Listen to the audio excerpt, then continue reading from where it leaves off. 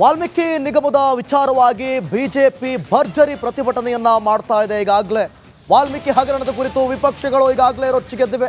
ವಾಲ್ಮೀಕಿ ನಿಗಮದಲ್ಲಿ ಬ್ರಹ್ಮಾಂಡ ಭ್ರಷ್ಟಾಚಾರ ಕೇಸ್ ವಿಚಾರವಾಗಿ ಸರ್ಕಾರದ ವಿರುದ್ಧ ಬಿಜೆಪಿ ನಾಯಕರು ಪ್ರತಿಭಟನೆ ಮಾಡುತ್ತಿದ್ದಾರೆ.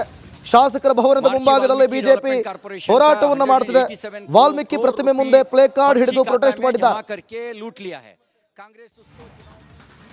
ವಾಲ್ಮೀಕಿ ಪ್ರತಿಮೆಗೆ ಮಾಲಾರ್ಪಣೆ ಮಾಡಿ ಪ್ರತಿಭಟನೆಯನ್ನ ಶುರು ಮಾಡಿದ್ದಾರೆ.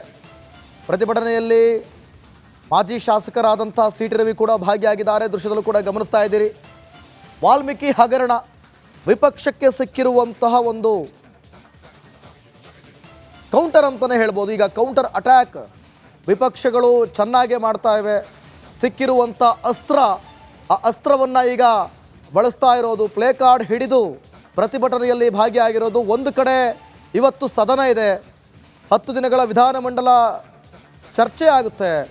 ಈ ನಡುವೆ ವಿಪಕ್ಷಗಳು ಮತ್ತೊಂದು ಕಡೆ ಸರ್ಕಾರದ ವಿರುದ್ಧ ಪ್ರತಿಭಟನೆ ಮಾಡ್ತಾ ಇದೆ. ಇಂದಿನಿಂದ 10 ದಿನ ವಿಧಾನಮಂಡಲ ಅಧಿವೇಶನ ಇದೆ. ವಿಧಾನಸೌಧದಲ್ಲಿ ಸ್ವಚ್ಛತೆ ಭದ್ರತೆ ಬಗ್ಗೆ ಸ್ಪೀಕರ್ ಪರಿಶೀಲನೆಯನ್ನು ಮಾಡಿದ್ದಾರೆ. ವಿರೋಧ ಪಕ್ಷ ಆಡಳಿತ ಪಕ್ಷದ ಸದಸ್ಯರಿಗೆ ಸ್ಪೀಕರ್ ಮನವಿ ಮಾಡಿಕೊಂಡಿದ್ದಾರೆ. ಸುಗಮ ಕಲಾಪಕ್ಕೆ ಸಹಕರಿಸುವಂತೆ ಮನವಿ ಮಾಡಿಕೊಂಡಿದ್ದಾರೆ ಸ್ಪೀಕರ್ ಯುಟಿ ಖಾದರ್. ಗದ್ದಲ ಗಲಾಟೆಗಳಿಂದ ಯಾವುದೇ ಪ್ರಯೋಜನ ಇಲ್ಲ, ವಿಷಯಾಧಾರಿತ ಚರ್ಚೆಗಳು ನಡೆಯಲಿ ಅಂತೇಳಿ ರಿಪಬ್ಲಿಕ್ ಕನ್ನಡದ ಮೂಲಕ ಯುಟಿ ಖಾದರ್ ಮನವಿಯನ್ನು ಮಾಡಿಕೊಂಡಿದ್ದಾರೆ. ಇಂದಿನಿಂದ 10 ದಿನಗಳ ಕಾಲ ವಿಧಾನಮಂಡಲ ಅಧಿವೇಶನ ಶುರುವಾಗ್ತಾ ಇದೆ. ಒಂದು ಸಭಾಧ್ಯಕ್ಷರೇ ಖುದ್ದು ಮುತುವರ್ಜಿಯನ್ನು ವಹಿಸಿ ಸಾಕಷ್ಟು ಒಂದು ರಿನೋವೇಷನನ್ನು ಮಾಡಿರ್ತಕ್ಕಂಥದ್ದು. ಹಾಗಿದ್ರೆ ಏನೆಲ್ಲ ವಿಶೇಷತೆ ಆಗಿದೆ ಏನು ಎಲ್ಲವನ್ನ ಅವರಿಂದಲೇ ಕೇಳ್ತಾ ಹೋಗೋಣ. ಸರ್ ನಮಸ್ತೆ. ಈ ಬಾರಿಯ ವಿಶೇಷ ಅಧಿವೇಶನ ಅಂತಂದರೆ ಈ ಬಾರಿ ಭಾಳ ಕಳೆ ಈ ಸರಿ ಭಾಳ ಜೋರಾಗಿದೆ ಸರ್ ವಿಧಾನಸೌಧ. ಏನು ಸರ್ ಇದು ವಿಶೇಷ ಅಂತ? ಇಲ್ಲ, ಬಹುಶಃ ನಾನು ಯಾವಾಗ ಸಭಾ ಅಧ್ಯಕ್ಷನಾಗಿ ನಾನು ಅಧಿಕ ವಹಿಸಿದ್ದೇನೆ ಆಗಲೇ ಇದನ್ನು ಹೊರಗೆ ಸೌಂದರ್ಯ ಕಾಣ್ತದೆ, ಒಳಗೂಡ ಸೌಂದರ್ಯ ಬರಬೇಕು, ಸ್ವಚ್ಛತೆ ಇರಬೇಕು, ಏನೇನು ಬದಲಾವಣೆ ಮಾಡಬೇಕು ಆಗ ಆಲೋಚನೆ ಮಾಡಿದ್ದೇವೆ.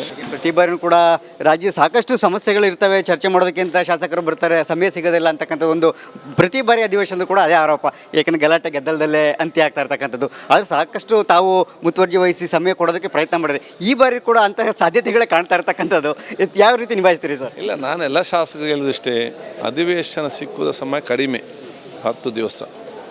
ಮತ್ತು ನಾವು ಶಾಸಕರಿಗೆ ಗೆದ್ದು ಬರುವುದೇ ಯಾಕೆ, ಜನರಿಗೆ ನಾವು ನಮ್ಮ ಆ ಸಮಸ್ಯೆಯಲ್ಲಿ ಬಿಂಬಿಸಬೇಕು. ನಮ್ಮ ಕ್ಷೇತ್ರ ಜನರ ಸಮಸ್ಯೆ, ಅಭಿವೃದ್ಧಿ ಮತ್ತು ನಮ್ಮ ನಿಯಮ ಮತ್ತು ನಮ್ಮ ಇನ್ನಿತರ ಪಾಲಿಸಿಗಳು ಕಾನೂನು ಬರುವಾಗದೇ ಚರ್ಚೆ ಮಾಡಬೇಕು. ಅದು ಎಲ್ಲ ಶಾಸಕರು ತಮ್ಮ ಸಮಯ ಇದಕ್ಕೆ ಮೀಸಲಿಡಬೇಕು. ಬೇರೆ ಎಲ್ಲ ವಿಚಾರಕ್ಕೆ ಬೇಕಾದಷ್ಟು ಟೈಮ್ ಇದೆ, ಆವಾಗ ಏನು ಚರ್ಚೆ ಮಾಡ್ಬೋದು, ಏನು ಮುತ್ತಿಗೆ ಏನು ಕೂಡ ಹಾಕ್ಬೋದು, ಆಗಬಾರ್ದಂತಲ್ಲ. ಈಗ ಆಗ ಈ ಕೊಟ್ಟಂಥ ಸಮಯದ ಸದಾವಕಾಶವನ್ನು ಪಡ್ಕೊಳ್ಳೋ ಜವಾಬ್ದಾರಿ ಅದು ನಮ್ಮ ಎಲ್ಲ ಶಾಸಕರ ಜವಾಬ್ದಾರಿ. ಈ ಬಾರಿ ಅಧಿವೇಶನ ಸುಸೂತ್ರವಾಗಿ ನಡೆಯೋದಕ್ಕೆ ಕೊನೆಯದಾಗಿ ಒಂದು ಪ್ರಶ್ನೆ, ಶಾಸಕರಿಗೆ ಮತ್ತು ವಿರೋಧ ಪಕ್ಷದವ್ರಿಗೆ ಎಲ್ರಿಗೂ ಏನು ಮನವಿ ಮಾಡ್ತೀರಿ ಸರ್? ನಾನು ಎಲ್ಲ ಶಾಸಕರಿಗೆ ನಾನು ಕೇಳಿದಿಷ್ಟೇ, ಸಿಕ್ಕಿದ ಸದುಪಯೋಗಗೊಳಿಸಲಿ. ನಿಮ್ಮ ಕ್ಷೇತ್ರದ ಜನಪ್ರತಿನಿಧಿ ತಾವು ಇವತ್ತು ಬಂದಿದ್ದೀರಿ, ನಿಮ್ಮಲ್ಲಿ ಅವ್ರು ಮನವಿ ಕೊಟ್ಟಾಗ ನಾವು ಅಧಿವೇಶನ ಚರ್ಚೆ ಮಾಡ್ತೇವೆ, ಅಧಿವೇಶನದಲ್ಲಿ ಮಾತಾಡ್ತೇವೆ ಅಂತೇಳಿ ಅವರಿಗೆಲ್ಲ ಮಾತನ್ನು ಕೂಡ ಕೊಟ್ಟಿದ್ದೀರಿ. ಮತ್ತು ಭಾಳಷ್ಟು ಅಭಿವೃದ್ಧಿ ಆಗಬೇಕಂತ ನೀವು ಕೇಳಿದ್ದು ಆಗದಿರ್ಬೋದು, ಇದನ್ನು ನೀವು ಮಾತಾಡಬೇಕು. ನಿಮಗೆ ಎಲ್ಲಿ ಮಾತಾಡುವಂತೇನೆಲ್ಲ ಅವಕಾಶ ನಾವು ಇವತ್ತು ಕೊಡ್ತೇವೆ. ಅದನ್ನು ತಾವೆಲ್ಲ ಸಕ್ರಿಯವಾಗಿ ಭಾಗವಹಿಸಬೇಕು. ರಾಜ್ಯದ ಅಭಿವೃದ್ಧಿ, ರಾಜ್ಯ ಜನಸಾಮಾನ್ಯರ ಇಟ್ಟುಕೊಂಡು ಸಮರ್ಪಕವಾದ ಚರ್ಚೆಯಲ್ಲಿ ಭಾಗವಹಿಸಬೇಕು.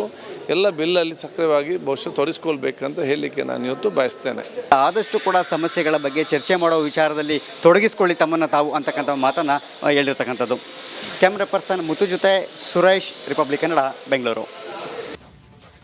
ಇಂದಿನಿಂದ 10 ದಿನ ವಿಧಾನಮಂಡಲ ಅಧಿವೇಶನ ನಡೀತಾ ಇರುವಂತಹ ಬೆನ್ನಲ್ಲೇ ಇದೀಗ ಬಿಜೆಪಿಗರು ಪ್ರೊಟೆಸ್ಟ್ ಅನ್ನ ನಡೆಸ್ತಾ ಇದ್ದಾರೆ. ವಾಲ್ಮೀಕಿ ಅಭಿವೃದ್ಧಿಯಲ್ಲಿ ನಿಗಮದಲ್ಲಿ ಏನು ಬ್ರಹ್ಮಾಂಡ ಭ್ರಷ್ಟಾಚಾರ ಆಗಿತ್ತು ಆ ವಿಚಾರಕ್ಕೆ ಸಂಬಂಧಪಟ್ಟಂತೆ ಇದೀಗ ಸರ್ಕಾರದ ವಿರುದ್ಧ ಬಿಜೆಪಿ ಕಹಳೆಯನ್ನ ಮೊಳಗಿಸ್ತಾ ಇದೆ.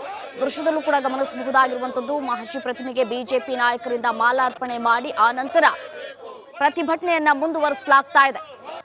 ವಾಲ್ಮೀಕಿ ಪ್ರತಿಮೆ ಮುಂದೆ ಬಿಜೆಪಿ ನಾಯಕರಿಂದ ಪ್ರತಿಭಟನೆಯನ್ನ ನಡೆಸಲಾಗ್ತಾ ಇರುವಂತದ್ದು. ಪ್ಲೇ ಕಾರ್ಡ್ ಅನ್ನ ಹಿಡಿದು ಪ್ರತಿಭಟನೆಯನ್ನ ಮಾಡ್ತಾ ಇದ್ದಾರೆ. ಅಧಿವೇಶನಕ್ಕೂ ಮೊದಲು ಬಿಜೆಪಿ ನಾಯಕರಿಂದ ಹೋರಾಟವನ್ನ ಮಾಡಲಾಗ್ತಾ ಇದೆ. ಆ ಎಕ್ಸ್ಕ್ಲೂಸಿವ್ ದೃಶ್ಯಾವಳಿಗಳನ್ನ ನೀವು ಕೂಡ ಗಮನಿಸ್ತಾ ಇದ್ದೀರಿ. ಕೈಗೆ ಕಂಟಕವಾಗಿದೆ ನಿಗಮ ಹಗರಣ. ಸರ್ಕಾರದ ವಿರುದ್ಧ ಧಿಕ್ಕಾರವನ್ನ ಕೂಗಿ ಬಿಜೆಪಿ ನಾಯಕರು ತಮ್ಮ ಆಕ್ರೋಶವನ್ನು ವ್ಯಕ್ತಪಡಿಸಿ ಹೋರಾಟವನ್ನ ಮಾಡ್ತಾ ಇದ್ದಾರೆ. BY ವಿಜಯೇಂದ್ರ, ಆರ್ ಅಶೋಕ್ ಸೇರಿ ಹಲವರು ಕೂಡ ಭಾಗಿಯಾಗಿದ್ದಾರೆ ಈ ಒಂದು ಪ್ರೊಟೆಸ್ಟ್ನಲ್ಲಿ. ಅಂಬೇಡ್ಕರ್ ಪ್ರತಿಮೆಯವರೆಗೂ ಕೂಡ ಪ್ರತಿಭಟನೆಯ ಮೆರವಣಿಗೆ ಸಾಗುತ್ತೆ. ಇನ್ನು ಫ್ಲೆಕ್ಸ್ ಕಾರ್ಡ್ಗಳನ್ನ ಹಿಡಿದುಕೊಂಡು ಪ್ರತಿಭಟನೆಯನ್ನ ಮಾಡ್ತಾ ಇರುವಂತಹ ದೃಶ್ಯಾವಳಿಗಳನ್ನ ಗಮನಿಸ್ತಾ ಇದ್ದೀವಿ. ಕಾಂಗ್ರೆಸ್ ಸರ್ಕಾರಕ್ಕೆ ಹುಡುಕಿ ಕೊಡಿ, ಹುಡುಕಿ ಕೊಡಿ, ಗದ್ದಲ್ಗೆ ಹುಡುಕಿ ಕೊಡಿ, ಹುಡುಕಿ ಕೊಡಿ, ಹುಡುಕಿ ಕೊಡಿ, ಗದ್ದಲ್ಗೆ ಹುಡುಕಿ ಕೊಡಿ, ಹುಡುಕಬೇಕು, ಹುಡುಕಬೇಕು, ಗದ್ದಲ್ಗೆ ಹುಡುಕಬೇಕು, ಹುಡುಕಿ ಕೊಡಿ, ಹುಡುಕಿ ಕೊಡಿ, ಗದ್ದಲ್ಗೆ ಹುಡುಕಿ ಕೊಡಿ. ಭ್ರಷ್ಟ ಸರ್ಕಾರಕ್ಕೆ, ಧಿಕ್ಕಾರ, ಧಿಕ್ಕಾರ. ಭ್ರಷ್ಟ ಸರ್ಕಾರಕ್ಕೆ.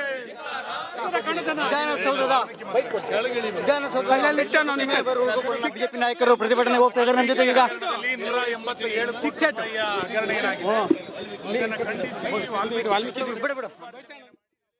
ಬಂಧಿಸಬೇಕು, ಬಂಧಿಸಬೇಕು, ಬಂಧಿಸಬೇಕು, ಬಂಧಿಸಬೇಕು,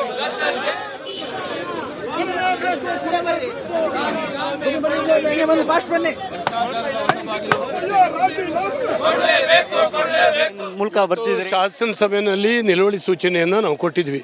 ವಾಲ್ಮೀಕಿ ನಿಗಮ ದಲಿತರ ಹಣವನ್ನು ನುಂಗಿ ನೀರು ಕುಡಿದಿರ್ತಕ್ಕಂಥದ್ದು. ಒಬ್ಬ ಎಂಪ್ಲಾಯಿ ಇದರಲ್ಲಿ ಆತ್ಮಹತ್ಯೆ ಮಾಡ್ಕೊಂಡೇ ಹೋಗಿದ್ರೆ ಇದನ್ನು ಸಂಪೂರ್ಣ ಮಣ್ಣು ಪಾಲು ಮಾಡ್ತಿದ್ರು, ಇವರಿಂದ ಉಪಯೋಗಿಸ್ತಿದ್ರು. ಆತ ಸತ್ತು ಇವತ್ತು ಈ ಸರ್ಕಾರದ ಭ್ರಷ್ಟಾಚಾರವನ್ನು ಹೊರಗೆ ತಂದಿದ್ದಾನೆ. ಅವನಿಗೆ ಅವನ ಆತ್ಮಕ್ಕೆ ಶಾಂತಿ ಸಿಕ್ಕಬೇಕು ಅಂದರೆ ಈ ಸರ್ಕಾರ ರಾಜೀನಾಮೆ ಕೊಟ್ಟು ಕೆಳಗಿಳಿಬೇಕು.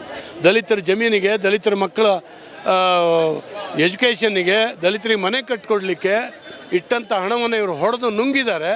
ದಲಿತರ ವಾರಸುದಾರರು ನಾವೇ ಅಂತ ಹೇಳ್ಕೊಂಡು ಅವರು ಓಟ್ ತಗೊಂಡು ಬಂದವರಿಗೆ ನಾಚಿಕೆ ಆಗಬೇಕು. ಅವರ ಹಣವನ್ನು ನುಂಗಿ ನೀರು ಕುಡಿಲಿಕ್ಕೆ ಈ ರೀತಿಯಲ್ಲಿ ಇವತ್ತು ಒಬ್ಬ ಮಂತ್ರಿ, ಕ್ಯಾಬಿನೆಟ್ ಮಂತ್ರಿ ಅರೆಸ್ಟ್ ಆಗಿದ್ದಾರೆ. ಇನ್ನೊಬ್ಬ ತಲೆ ತಪ್ಪಿಸ್ಕೊಂಡು ಓಡೋಗಿದ್ದಾರೆ ಶಾಸಕ. ಇವತ್ತು CM DCM ಬುಡಕ್ಕೂ ಕೂಡ ಇದು ಬಂದಿದೆ. ಆದ್ದರಿಂದ ಈ ಹಿನ್ನೆಲೆಯಲ್ಲಿ ಇವರು ಸರ್ಕಾರವೇ ರಾಜೀನಾಮೆ ಕೊಡಬೇಕು ಅಂತ ಒತ್ತಾಯಿಸ್ತಾರೆ. Thank you sir.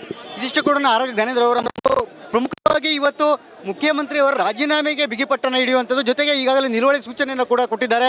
ಈ ನಿಲುವಳಿ ಸೂಚನೆ ಅಂತ ಈಗ ಚರ್ಚೆಗೆ ಅವಕಾಶ ಸಿಕ್ಕಿದ್ರೆ ಸರಿ, ಇಲ್ಲದೆ ಹೋದರೆ ಮತ್ತೆ ಧರಣಿ ಗದ್ದಲಗಳು ಆಗುವಂತಹ ಸಾಧ್ಯತೆಗಳು ಭಾಳ ದಟ್ಟವಾಗಿರ್ತಕ್ಕಂಥದ್ದು. ನೋಡೋಣ ಅಧಿವೇಶನ ಕಾವು ಮತ್ತೆ ಯಾವ ಸ್ವರೂಪವನ್ನು ಪಡ್ಕೊಳ್ತಾ ಅಂತಕ್ಕಂಥದ್ದನ್ನು.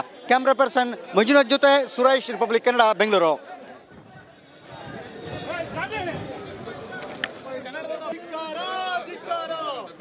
ಸರ್ಕಾರಕ್ಕೆ, ಕಾಂಗ್ರೆಸ್ ಸರ್ಕಾರಕ್ಕೆ.